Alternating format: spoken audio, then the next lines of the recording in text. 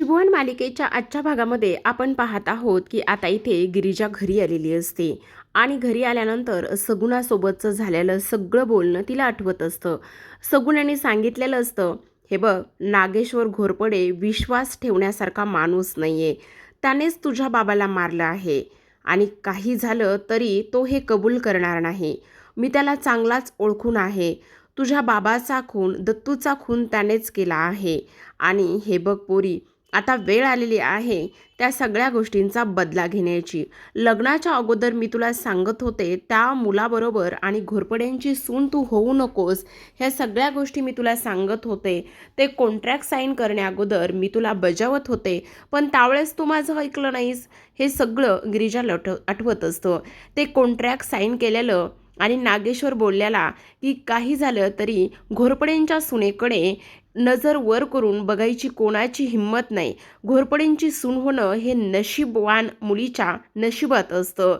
आणि त्याचबरोबर दत्तू फोनवर बोललेल्या त्या सगळ्या गोष्टी तिला आठवत असतात. आणि मागच्या गल्लीमध्ये देवीच्या मंदिरामध्ये तू मला भेटायला ये, आणि सोबतच देवीच्या मंदिरामध्ये मी गेले ही गोष्ट नागेश्वरला कशी समजली, मी तर जराही उल्लेख केला नव्हता. ह्या सगळ्या गोष्टी गिरिजाला आठवत असतात. तर इथे दुसऱ्या बाजूला रुद्र हा गाडीमध्ये असतो आणि निशा त्याच्या बाजूला बसलेली असते. ती त्याला म्हणत असते, रुद्र, मी तुला तेच सांगण्याचा पुन्हा प्रयत्न करते. हे बघ, तू ह्या सगळ्या गोष्टी काय समजून घेत नाही आहेस रुद्र? अरे ती मुलगी फक्त आणि फक्त तिच्या स्वार्थासाठी आणि त्या मुलासाठी फक्त ती तुझा वापर करून घेते. ह्या सगळ्या गोष्टी तुला समजायला हव्यात रुद्र.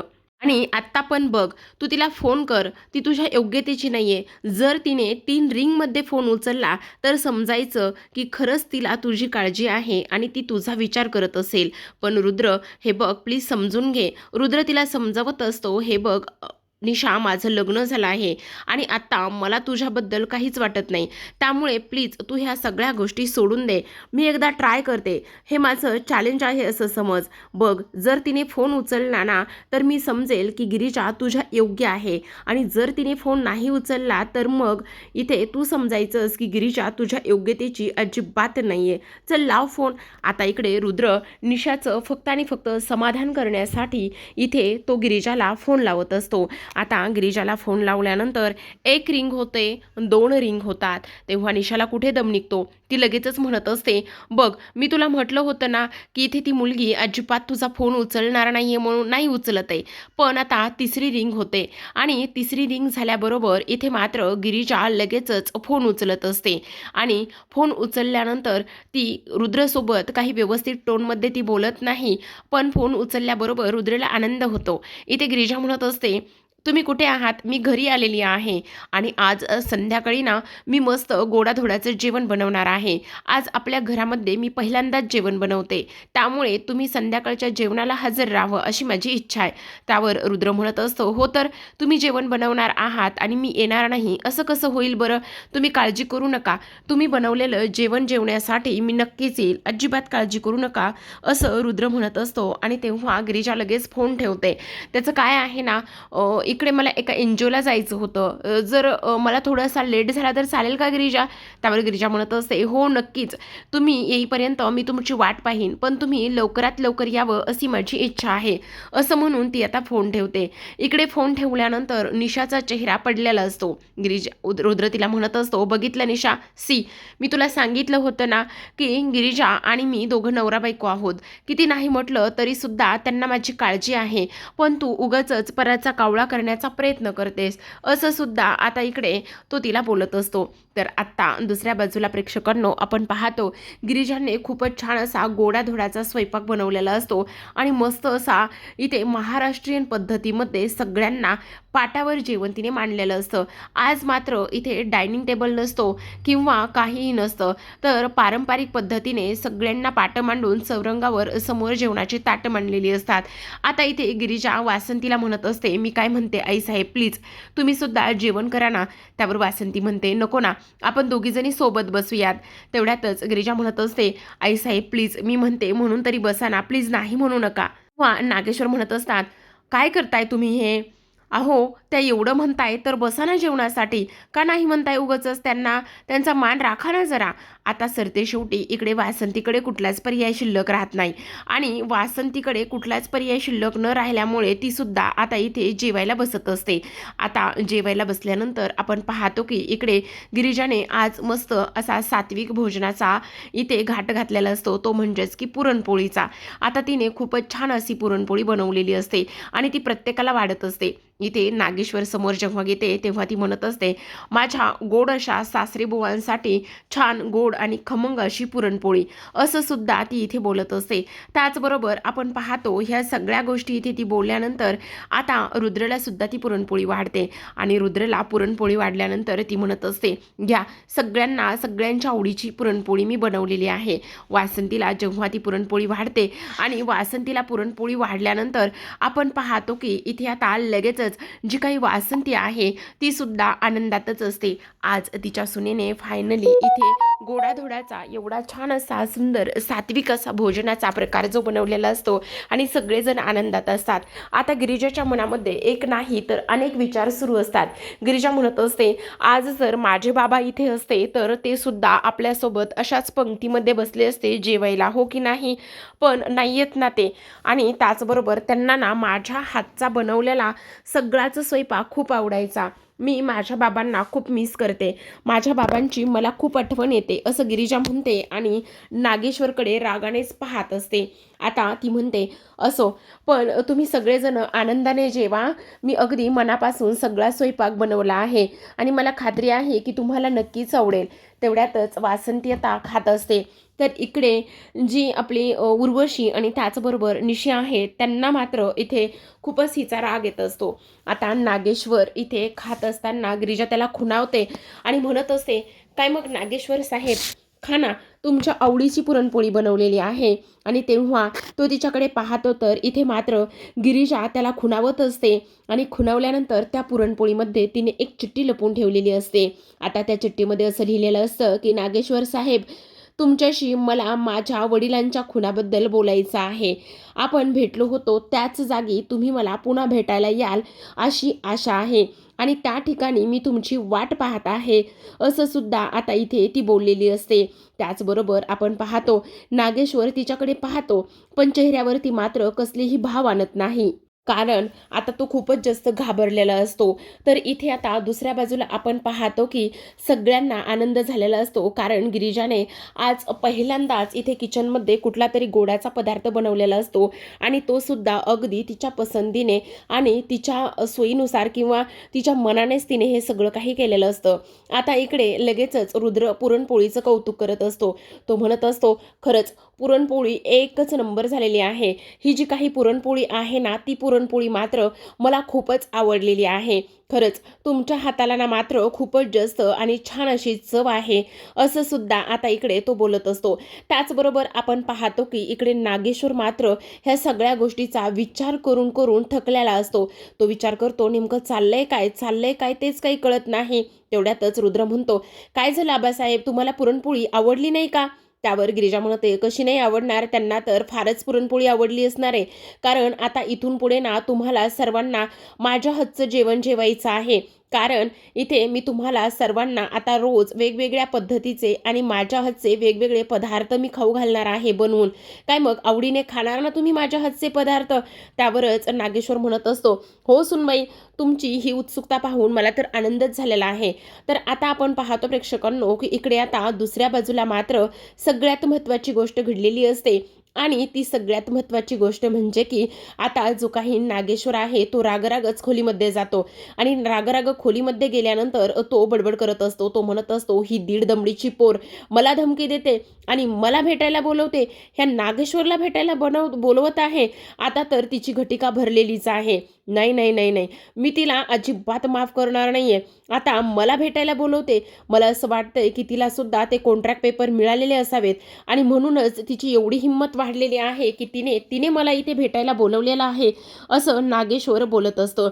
आता नागेश्वरने ह्या गोष्टी बोलल्यानंतर कपाटामधला लगेचच खंजीर काढतो आणि म्हणत असतो, आता तर हिचा पर्दाफाश केलाच पाहिजे, काही जरी झालं ना तरी सुद्धा हिला मात्र चांगलाच धडा शिकवला पाहिजे असं नागेश्वर बोलतो आणि ताबडतोब तिकडे निघायला लागलेला असतो. आता इकडे दुसऱ्या बाजूला गिरिजा किचनमध्ये असते आणि ती सगळं काही आवरायला घेत असते.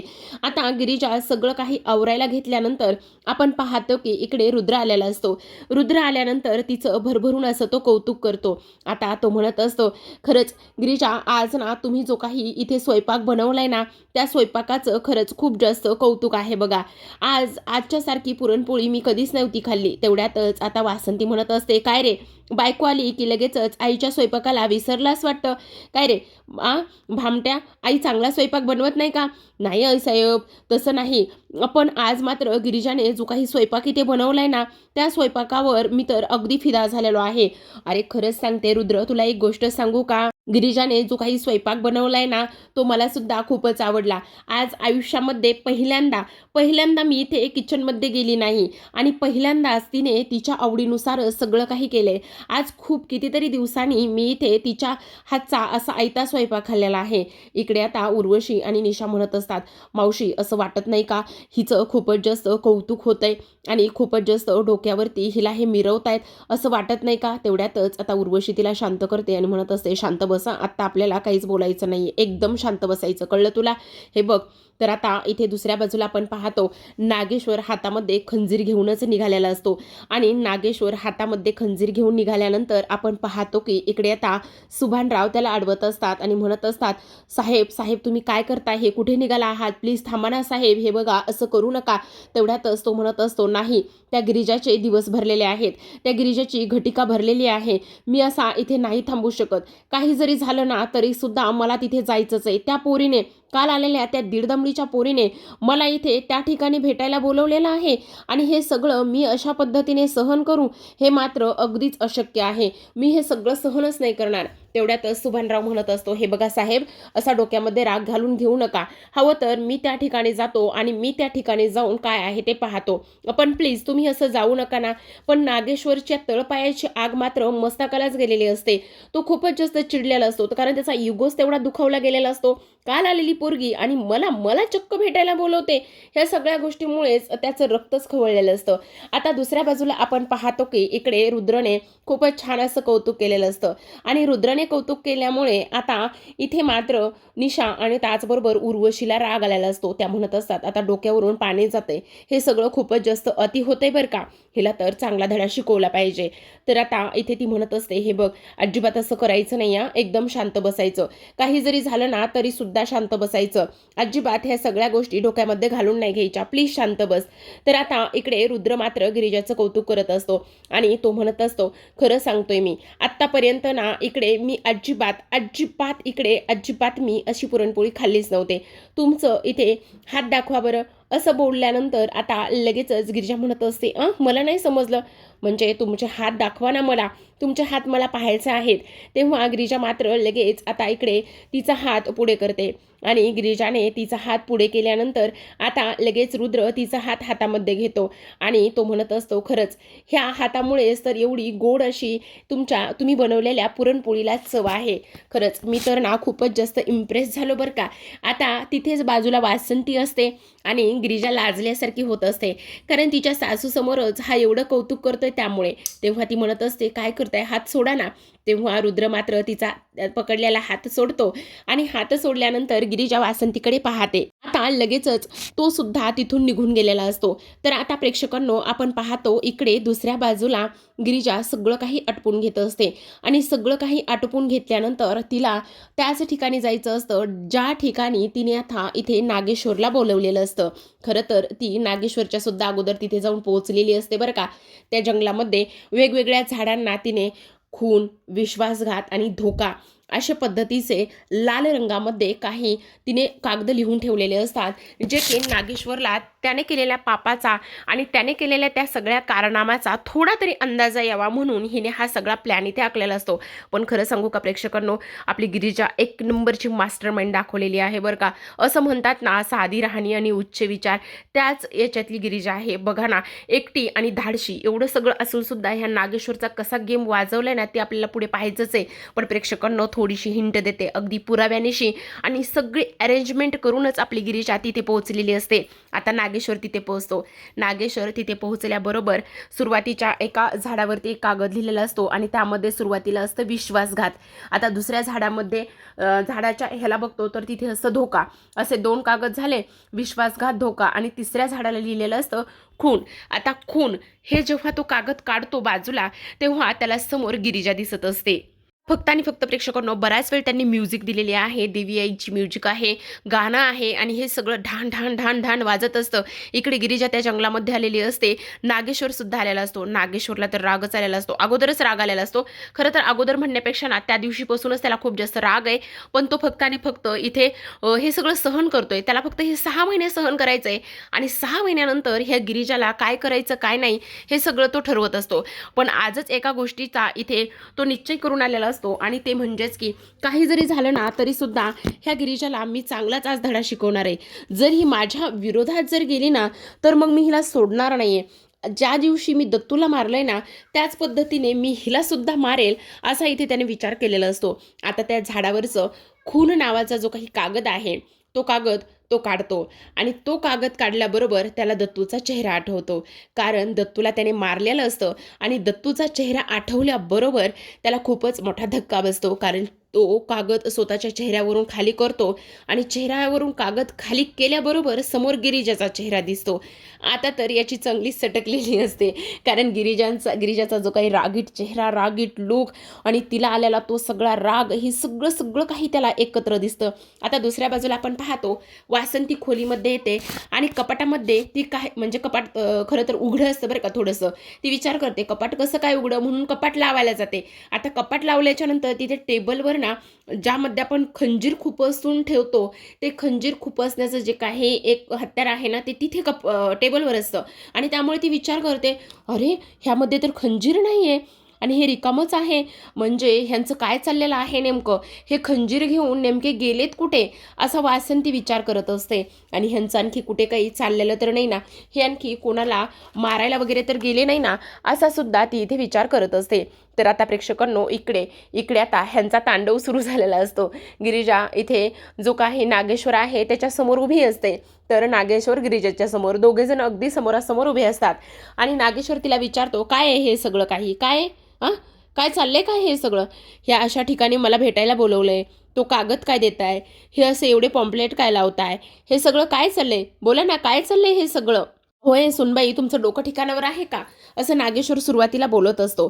त्यावर गिरिजा म्हणत असते हो आहे ना, माझं डोकं ठिकाणावर आहे, मला सगळ्या गोष्टी कळतायत आणि माझ्या बाबाला तुम्ही मारलं हे सुद्धा मला माहिती आहे. तुम्ही माझ्या बाबाला खून केलाय, तुम्ही माझ्या बापाचा, तुम्ही माझा विश्वासघात केलाय, तुम्ही मला धोका दिलाय, तुम्ही माझ्या बाबाचा खून केलाय. का केलं हे सगळं, आज हा प्रश्न गिरिजा नागेश्वरला विचारत असते. तेव्हा मात्र आता नागेश्वर चिडतो आणि खूपच रागात तो म्हणत असतो. ते आपल्याला उद्याच्या भागामध्ये पाहायला मिळणार आहे. तर आता प्रेक्षकांनो आजच्या भागामध्ये एवढंच. उद्याचा भाग खरंच खूप इंटरेस्टिंग असतो बरं का. उद्याच्या भागामध्ये नागेश्वर शेवटी गिरिजासमोर स्वतःचा गुन्हा कबूल करतो आणि म्हणत असतो हो हो हो मीच मारलंय दत्तूला, मीच मारलंय तुझ्या बाबाला आणि आता तुझी वेळ आहे, मीच खून केलाय त्याचा. आणि तेव्हा तो म्हणत असतो कारण माझं सत्य, मी केलेले कॉन्ट्रॅक्ट पेपरचे कागद हे सगळे त्याला समजले होते, त्याला सगळं सत्य समजलं होतं. माझे काळे कारनामे, मी आत्तापर्यंत केलेली पापं ही सगळी दत्तूला समजली होती, म्हणून मी त्याला मारले. आणि आता वेळ आहे ही तुमची, आज तुम्हाला सुद्धा मी मारणार आहे, समजलं, आज तुमचा अंत होणार आहे. त्यावर लगेच आता इकडे जो काही नागेश्वर आहे, नागेश्वर खिशातून चाकू काढतो आणि चाकू काढल्याबरोबर गिरिजाच्या पोटामध्ये तो खूप असणार असतो. तेवढ्यातच गिरिजा त्याचा हात पकडते आणि हात पकडल्यानंतर त्याला ती पाठीमागे ढकलत असते. बघा ना प्रेक्षकांनो, एक म्हणजे स्त्रीमध्ये किती मोठी ताकद आहे ना. एवढा मोठा बलाढ्य माणूस आणि एवढा मोठा बलाढ्य माणूस आज गिरिजासमोर अक्षरशः हारलेला असतो. गिरिजाने तो चाकू त्याचा अडवलेला असतो आणि गिरिजा म्हणत असते खूप चूक करताय हा तुम्ही, आता ही गिरिजा हरणार नाहीये. आता ह्या गिरिजाला तुमचं सगळं सत्य समजलेलं आहे, तुम्ही मला मारा. कारण ह्या जागेमध्ये माझा मोबाईल माझ्याकडे नाही आहे, कारण ह्या जागेमध्ये मी माझा मोबाईल लपून ठेवला आहे आणि रेकॉर्डर चालू करून ठेवलं आहे आणि मी माझ्या मैत्रिणीला हेही सांगून ठेवलं आहे की जर मला उद्या काही झालं तर तो मोबाईल घे आणि पोलिसांमध्ये देऊन ये. त्या मोबाईलमध्ये सगळ्या गोष्टीची कारनामे रेकॉर्ड होणार आहेत. कारण तुम्ही आत्ता जे काही बोललात ना, ते सगळं त्या मोबाईलमध्ये रेकॉर्ड झालं आहे, असं गिरिजा म्हणत असते. आता प्रेक्षकांनो, सगळ्यात आणि दुसरी महत्त्वाची गोष्ट म्हणजे इकडे वासंतीला ह्या नागेश्वरवर थोडासा संशय येतो. ती म्हणत असते, नक्कीच गिरिजा आणि ह्यांच्यामध्ये काहीतरी बिनसलंय, काहीतरी चाललंय दोघांचं, पण काय चाललंय ह्या गोष्टीचा शोध आपल्याला घ्यायचा आहे, असं वासंतीने ठरवलेलं असतं. तर आता इथे ज्याने पुराविनीशी ही सगळी काही तयारी केल्यामुळे मात्र नागेश्वरच्या पायाखालची जमीनच सरकलेली असते. कारण गिरिजाकडे खूप मोठा मोबाईलमध्ये तिने आता टेप रेकॉर्डर लावून एवढा सगळा काही पुरावा जमा केलेला असतो. त्यामुळे नागेश्वरला सळो की पळो असंच झालेलं असतं. तर आता प्रेक्षकांनो, आता नागेश्वर नेमका काय करेल? गिरिजाला तर तो मारू शकत नाही, कारण ऑलरेडी सगळे पुरावे आता त्याच्या विरोधात गिरिजाने कैद करून ठेवलेले असतात. मग आता स्वतःच्या गुन्ह्याची कबुली तर दिली, पण गिरिजा आता ह्याला काय शिक्षा देईल, काय करेल, हे पाहणं तेवढंच इंटरेस्टिंग असतं. तर अशाच नवनवीन डेली मालिकांचे अपडेट्स आणि रिव्ह्यू जाणून घ्यायचे असतील, पाहायचे असतील, तर नक्की चॅनलला सबस्क्राईब करा. भेटूयात उद्याच्या भागामध्ये. तोपर्यंत पाहत रहा नशीबवान.